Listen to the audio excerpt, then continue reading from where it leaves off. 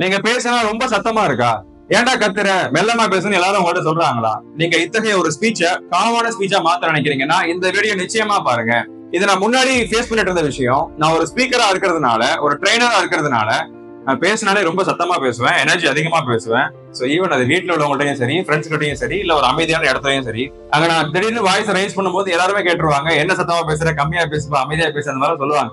அந்த நேரங்கள்ல ஒரு அன்கம்ஃபர்டா அது இருந்தாலுமே அதுக்கப்புறம் நான் புரிஞ்சுக்கிட்டேன் நம்ம இதை மாத்தி ஆகணும்னு. ஏன்னா நான் சத்தமா பேசும்போது அங்க பீப்புளுக்கு கம்ஃபர்டபுளா இல்ல. நான் சத்தமா பேசும்போது என்னால பீப்புள் கூட கனெக்ட் ஆக முடியல. சோ இதை நான் மாத்தணும்னு முடிவு பண்ணேன். இந்த வீடியோல அதை மாத்த தேவையான ஒரு 3 வழிகளை பார்க்கலாம். முதல்ல இது எதனால ஏற்படுதுன்னு தெரிஞ்சுப்போம். It's a habit. இது ஒரு லேர்ன்டு பிஹேவியர். முன்னாடி நம்ம திரும்ப திரும்ப இதை செஞ்சு செஞ்சு செஞ்சு நம்ம இதை கத்துக்கிட்டோம்.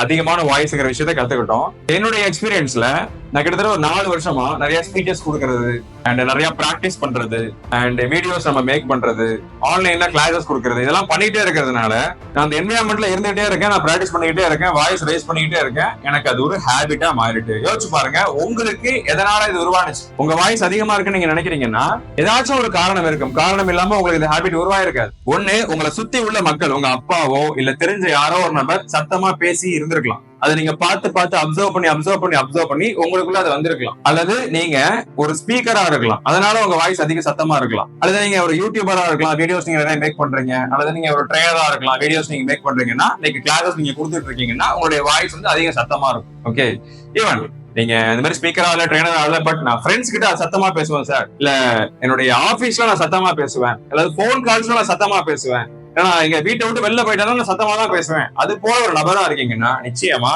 அது உங்களுக்கு ஒரு பழக்கமா உருவாயிருக்கு. இதை ஏன் மாத்தணும்னு ஒரு கேள்வி உங்களுக்கு வந்திருக்கலாம். கண்டிப்பா இதை மாத்தி ஆகணும். அடிப்படையா ஒரு 3 விஷயங்கள் இருக்கு. நம்பர் 1, நீங்க சத்தமா பேசுனீங்கன்னா அது பீப்புளுக்கு புரியாது. சம்டைம்ஸ் நம்ம கிளாரிட்டி இல்லாம பேசிடுவோம். சோ கிளாரிட்டி கொடுக்கணும்னா நீங்க காமா பேசணும். ரெண்டாவது, பீப்புளுக்கு நீங்க கம்ஃபர்டபுளா நீங்க அந்த கம்ஃபர்ட்டை கொடுக்கணும்னா நீங்க கம்மியா பேசணும். மூணாவது, பீப்புள் கூட நீங்க கனெக்ட் ஆகணும்னா நீங்க அமைதியா காமா பேசணும். சோ இந்த வீடியோல ஒரு அடுத்து சொல்லக்கூடிய 3 வழிகளை நீங்க ஃபாலோ பண்ணீங்கன்னா நீங்க உங்களுடைய வாய்ஸ ஒரு காமான வாய்ஸா மாத்திர முடியும். முதல் வழி, செல்ஃப் அவேர்னஸ்.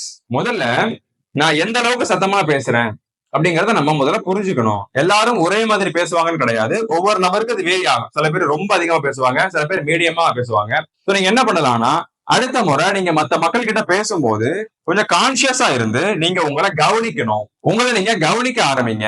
ரைட், நீங்க வீட்டுல உள்ளவங்கள்ட்ட பேசுறீங்கன்னா நீங்க அப்படியே அப்சர்வ் பண்ணணும். உங்க வார்த்தைகள் எவ்வளவு சத்தமா இருக்கு. உங்க ஃப்ரெண்ட்ஸ் கிட்ட பேசுறீங்கன்னா நீங்க அப்சர்வ் பண்ணணும். நீங்க எப்படி பேசுறீங்க, என்னென்ன வார்த்தை பேசுறீங்க, எவ்வளவு சத்தமா பேசுறீங்க, எந்த வார்த்தையை சத்தமா பேசுறீங்க, எந்த வார்த்தையை சத்தம் கம்மியா பேசுறீங்க. ஓகே, சோ இது முதல் வழி, லைவா நீங்க பேசும்போது அப்சர்வ் பண்றது. ரெண்டாவது வழி ரொம்ப முக்கியமான வழி, ரொம்ப ஈஸியான வழின்னு சொல்லலாம். உங்களுடைய போன் கால்ஸை நீங்க ரெக்கார்ட் பண்ணி வச்சுக்கோங்க. ஒவ்வொரு முறை நீங்க போன் பேசும்போதும் அதை ரெக்கார்ட் பண்ணிட்டீங்கன்னா லைக் இந்த ஆட்டோமேட்டிக் ரெக்கார்டிங்ஸ் எல்லாம் ஆகுது, ரைட்? சோ அதுக்கப்புறம் நீங்க பேசி முடிச்ச அப்புறம் எகைன் நீங்க பேசுனதை நீங்க பிளே பண்ணி பாருங்க. அப்போ எதிரில உள்ள நபர் அவர் என்ன பேசினாரு, நீங்க பேசுறது எப்படி இருக்கு, உங்களுடைய வாய்ஸ் எந்த அளவுக்கு இருக்குன்னு உங்களால புரிஞ்சுக்க முடியும். சோ இந்த செல்ஃப் அவேர்னஸ் பிராக்டிஸ் உங்களுக்கு ஒரு கிளாரிட்டி கொடுக்கும், நீங்க இப்போ எந்த லெவல்ல இருக்கீங்கன்னு. ரெண்டாவது முக்கியமான ஒரு பயிற்சி, it's a conscious volume practice.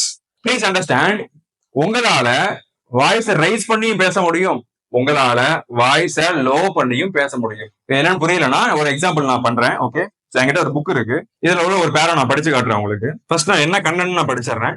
இது நிச்சயமாக ஓர் உடனடி தீர்வு அல்ல, ஆனால் பலன்களை உங்களால் உணர முடியும்.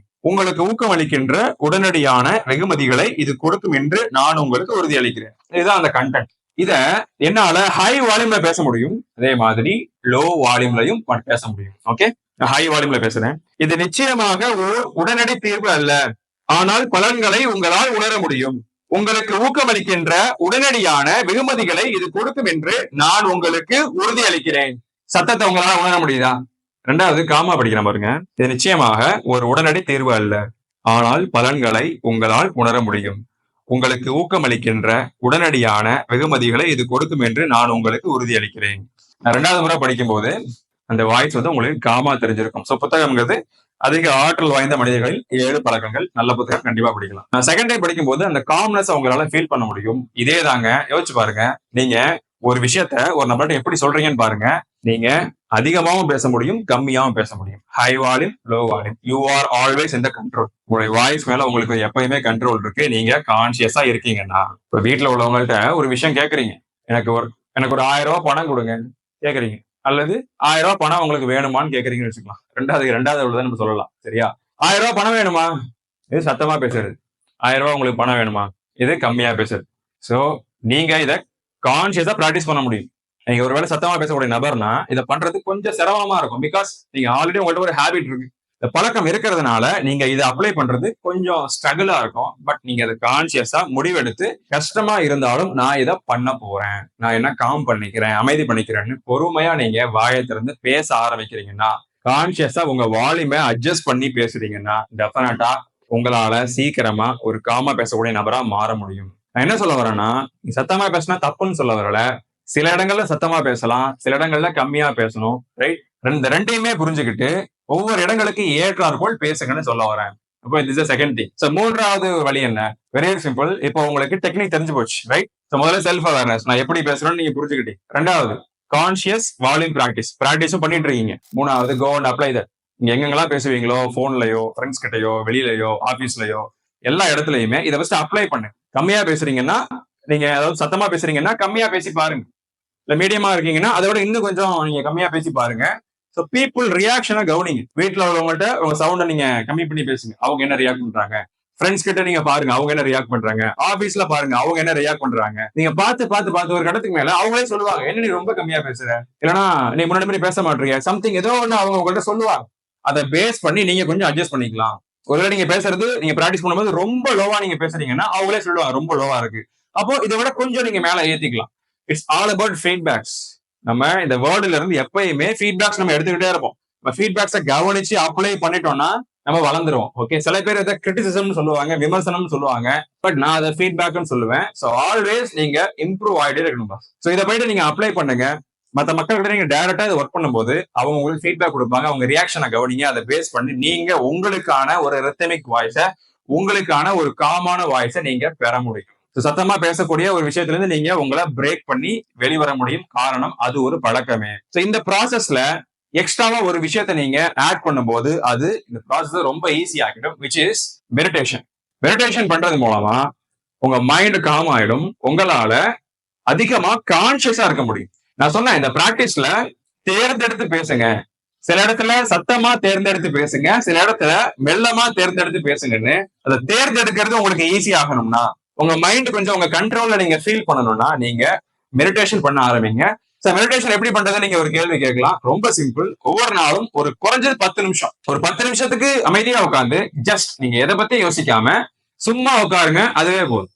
தாட்ஸ் வந்தாலுமே மறுபடியும் நீங்க மெடிடேஷன்ல ஃபோக்கஸ் பண்ணும்போது பிரீத்திங்ல ஃபோக்கஸ் பண்ணுங்க. ரைட்? சோ ஒரு 10 மினிட்ஸ் டைம் ஒதுக்க போறீங்க. மேபி டைமர் நீங்க செட் பண்ணலாம். ஒரு டார்க்கான பிளேஸோ இல்ல ஏதோ ஒண்ணு உங்க ரூம்லயோ நீங்க அமைதியா உட்காந்துட்டு கண்ணை மூடிக்கிறீங்க.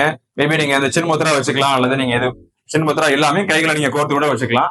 நீங்க சைலண்டா உட்காந்து உங்க மூச்சை நீங்க கவனிக்க ஆரம்பிக்கலாம். மூச்சை கவனிச்சிட்டே இருக்கணும். ஸோ தாட்ஸ் உங்களுக்கு வரும்.